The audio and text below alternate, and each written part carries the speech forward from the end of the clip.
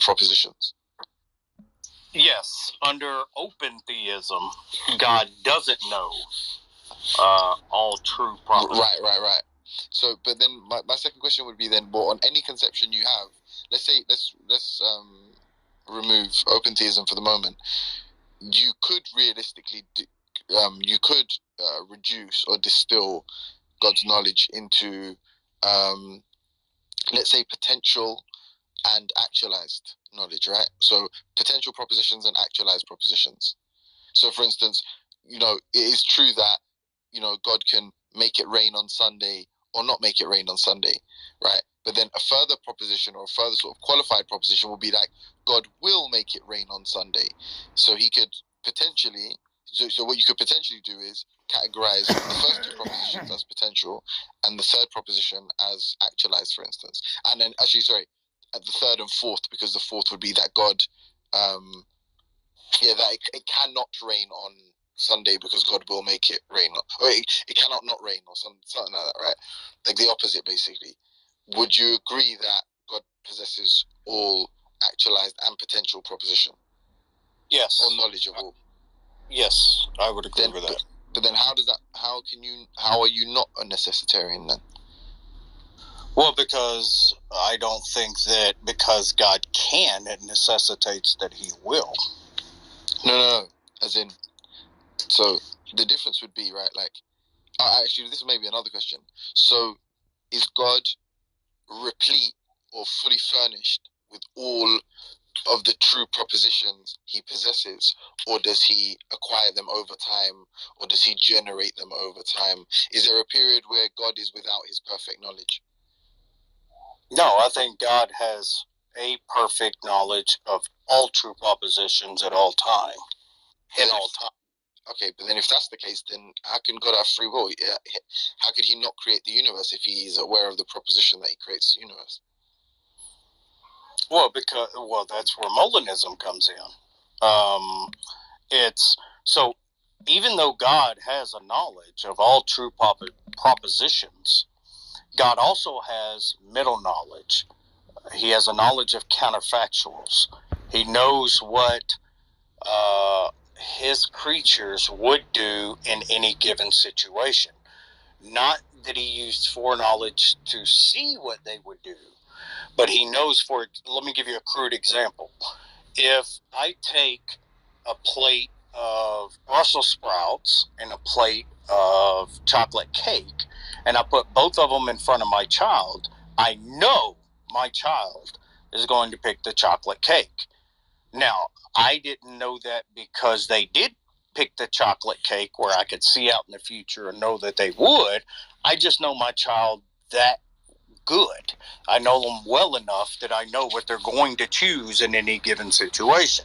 Now, don't press the analogy too hard. No, will fail. No. I'm not actually going to challenge that at all. But you're still talking about your like his sort of creaturely knowledge, if that makes sense, or his knowledge of his creation. I'm saying the actual creation itself. So I'm saying his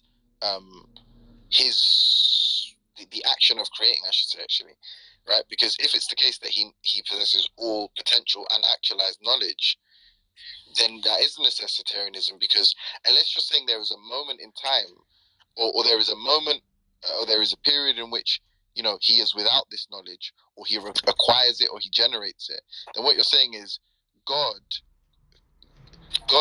is always operating under some strict rubric. Like God is nomological or dispositional, because there's rules for God to, as in the action of creating the universe can never have been any other way if God possesses the actualized knowledge of creating the universe. How does it follow that if God has a knowledge of possibilities, that those possibilities must be actual? No, that's not what I'm saying. You said that he has actualized and potential knowledge. So the actualized knowledge means that the statement, the proposition, God will create the universe, is something God possesses. Now, if he doesn't create the universe, that means God would have held a false belief, and that means he wouldn't have been omniscient. Yeah, but I think you're shoehorning some ideas in there that I wouldn't agree with. I mean, if God knew He was going to create, then I mean, if God was going to create, of course He would know that He was going to create.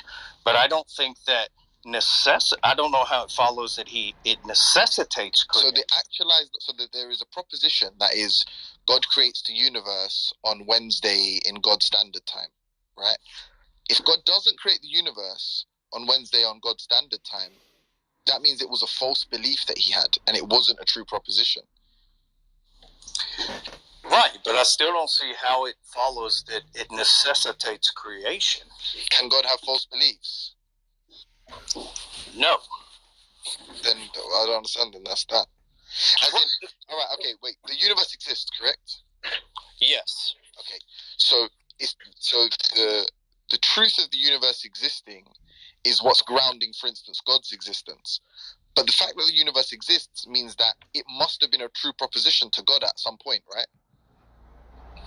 At some logically prior point to the universe being created.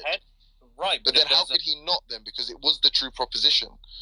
It doesn't follow that God had to create. No, it literally does. All right, I'm gonna. No, it doesn't. I'm gonna try. On your view, there is potential knowledge and there is actualized knowledge. You agree, right? Yes. Okay. If God, all of these can be reducible to propositions. It will rain tomorrow. You know, it will rain tomorrow. It will not rain tomorrow.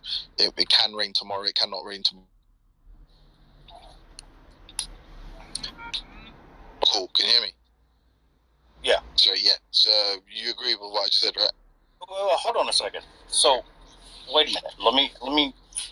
Let me try to flesh this out and make sure I'm not giving you misleading answers. Yes, sir. So, if God is going to create, He knows He's going to create, therefore He has to create. Is what you're saying? No, I'm saying if God is replete with all true propositions, and He's not He's not infinitely creating the universe at all, you know, constantly or something, right? Perennially. Then there's a point in which He hasn't created the universe, like logically prior to the creation of the universe, right? And then there's a point where He creates the universe, right? Right. If God is replete with all knowledge, and all knowledge can be distilled. What do you mean? Well, hold on. Let me make sure I'm on the same page. What do you mean replete? Like there's no period in which God doesn't have all the knowledge of all true propositions. There isn't a point in which God is ignorant. Okay. Yeah. Right. So that means that that at any given point, logically prior to the creation of the universe, God has all, and God knows all actualized propositions, the true propositions, and God's knowledge is truth. Then the proposition, God will create the universe, or God creates the universe, let's just call it God creates the universe, right, is a true proposition that God knows. How do we know that that's a true proposition? Because we're working backwards. The universe does exist. So it must have been the case, right? It must have been the case. Look, that's the problem. Future tense propositions, right, are questionable. But hold on, can we pause? Because I'm just working on what Eddie was getting, like the hump he was finding difficulty getting over. So I'm saying, if it's the case though that logically prior to the creation of the universe, the proposition God creates the universe, right, an actualized proposition is contained within God, then the only way for God to not create the universe would be to vitiate His omniscience, because what would happen is that would turn into a false belief. If God never created the universe, then that was a false belief. That actualized proposition He had was a false belief, because He didn't create the universe, and that wasn't actualized. And Him believing it was actualized was wrong. So, right. So my issue would be, I can't put exactly my finger on it, exactly what I would call the issue. So it would seem as though if I decided to sit down and write a story, because I sat down and wrote the story, it was necessarily the case I had to write the story. And I don't think that if God chose to create, of course, he's going to have knowledge of him creating after he chooses to create. No, he's not choosing. This is the point, right? This is like somewhat the fundamental issue. Wait a minute. What do you mean he's not choosing? How do you get there? He's purely dispositional at this point. There is no. He's a mechanism, because if all true propositions contained within all true propositions are actualized propositions and the counterfactuals, right? But we just call them potential, right? Like the options that would be possible, that are logically possible, right? God is aware of them, and then the other option is actualized things that God knows have a different value to the potentials. So God can know 3 things are possible, but God will also know that the actualized sort of outcome or eventuality between the 3, right? If he possesses all of them at all times, but then there is, for instance, there is a moment prior to creation, or there is a logical prior to creation, it couldn't be any other way. It's not a choice. He's not making a choice to, unless he's acquiring knowledge or generating knowledge. So it could be the case that there was a moment logically prior to God acquiring the actualized proposition. So there could be a moment where God genuinely didn't know if he was going to create the universe or not, and there's a chance where the proposition God creates the universe was unbeknownst to God, and then he generated it. On that model, you can say he's making choices. You can't say he makes a choice if he knows all actualized propositions at all times. Then he's just a mechanism. Yeah. So here's the issue I would have. If the universe didn't exist, it would necessitate non-creation. The universe does exist, so it necessitates creation. How could God necessitate non-creation and necessitate creation at the same time? I'm not sure I follow, but maybe I think. Tell me if this is what you're saying. You're saying if it was the case that the universe didn't exist, then it would. Then, on my view, what I'm presenting, it would be the case that God's actualized knowledge was that God would not create the universe. So the potential for creation of something, God would know. The actualized equivalent would be that God didn't create anything. Is that what you're asking? Maybe because I misunderstood you. Maybe I did. Let me see a better way to articulate it. Let's say the universe that we live in is one that was actualized by God.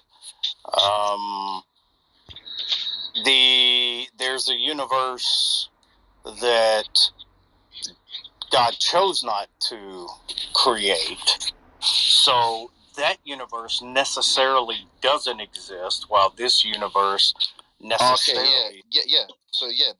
So for every proposition that is contained within the potential category, it would be the case that it cannot exist because God doesn't know it to be actualized, or God doesn't know it to have the sort of value of actualization. All right, so okay, so let me add this little bit of nuance to it. With Molinism, I'm not sure how Molinism might play into this idea, but there is a set of possible worlds God could have created, and the world that we live in is the world that God actualized, so that his plan would unfold given the free choice of creatures with his middle knowledge, knowing what we would do under any situation. So if there is a set of possible worlds God could have chose from, and he chose this particular world, how could it necessitate him creating this world when there's a set of possible worlds he chose from? I mean, the issue is, and it's funny because the reason I even asked this is because I just skimmed briefly, like it was a cursory glance, but at what the different types of knowledge. So I guess that would be Molinism, so natural knowledge, middle knowledge, creative knowledge, free knowledge, and I couldn't help thinking whilst reading them, whilst they all shared some common properties and they kind of overlapped a little bit, they are somewhat distinct, but I just couldn't help thinking, but regardless, if you're going to hold the sort of classical understanding of omniscience, then like be it, being actualized and potential, and actually you could really, it is sort of subject to distillation to that point, right? Like it is the case that, there's 7 different options, and while it's true that they're all propositional, one of them would have somewhat of a different value, right? Because one of them would be something that, like, the one would be a proposition of your actual action, and one would be a proposition of your actual potential. Like, it is true, right? There's a number of things I could do today. But if I possessed all propositions, if I possessed all true propositions about the next 24 hours, well, there will be some things that would have a different value to other things, be it things that I would actually do or things that would actually transpire. And if it's the case that God has all actualized and potential knowledge, then it can't be the case that he cannot do things he knows to be the case without invalidating his omniscience. It's either the case that if God thinks X will transpire, or if God knows that he does X, right? If he doesn't do X, that was a false belief he had. The belief that I do X is a false belief, therefore he's no longer omniscient. So would that mean that God necessarily, right, provides the only hope, as the room title says? yeah, pretty much. Yeah. But jokes aside, I think anybody that commits to, this is my opinion, and I stand to be corrected, right? Anyone that commits to the classical understanding of omniscience, and within that, what is on their view, if it's entailed that means all potential and actualized knowledge, which I would argue kind of necessary. Look, we're going to have a difference of agreement here, right? Classically, they affirm that God actually knew our even first-person mental states in the church fathers. No, but we're not talking. I want to divorce this from creatures. I'm saying God cannot have this view of redefining omniscience in terms of logical possibilities only came about by people like Avicenna, right, and William of Ockham. That's way later. No, but I'm not sure. Like, logical possibilities is like, I'm not actually. So maybe you could try to reduce it to that, but I'm saying simply, it's either the case, like, it is like the proposition, I hang up this call, right, is either true or false. And especially if we're talking about God being some sort of consciousness. I agree with you.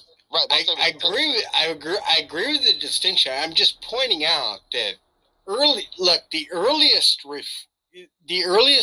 resources say that God even knows our first-person mental states. As the earliest resources actually include that, right? The natural theologians following Thomas Aquinas' line of thinking, including Duns Scotus, started to move away from that because they thought that was problematic. Okay, but and I'm not familiar with the sort of church.